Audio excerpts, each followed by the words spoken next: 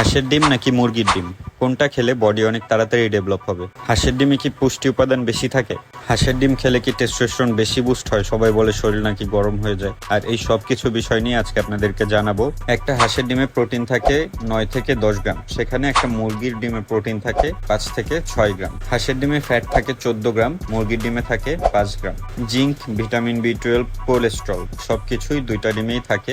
সাইজের উপর ডিপেন্ড করে দুইটা ডিমে কম এবং বেশি থাকে। একটা হাঁসের ডিমে 185 ক্যালোরি থাকে এবং একটা মুরগির ডিমে থাকে 70 থেকে 80 ক্যালোরি। বর্তমানে আমাদের দেশে হাঁসের এবং মুরগির ডিমের দামের পার্থক্য প্রায় ডাবল। 30টা মুরগির ডিম যেখানে 330 থেকে 40 টাকায় বিক্রি হয়, সেখানে 30টা হাঁসের ডিম 660 বা 700 টাকা পর্যন্ত বিক্রি হয়ে থাকে। তো যারা এটা ভাবেন যে মুরগির ডিমের চেয়ে হাঁসের ডিমে আপনি বেশি পুষ্টি উপাদান পাচ্ছেন, দুইটা ডিমেই প্রায় সেম পুষ্টি উপাদান থাকে।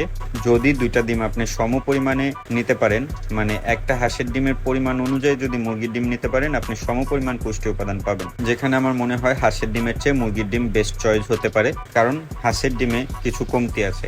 যেমন এটা অনেক বেশি ক্যালোরি আপনাকে দিবে, সাথে যাদের অ্যালার্জি সমস্যা আছে তাদের হাঁসের ডিম খাওয়া উচিত হবে না। এছাড়াও যেহেতু কোলেস্ট্রল এটাতে বেশি, এটা আপনার হজম হতে অনেক টাইম লাগবে, মেটাবলিজম স্লো করবে, আপনার অস্বস্তির কারণ হতে পারে।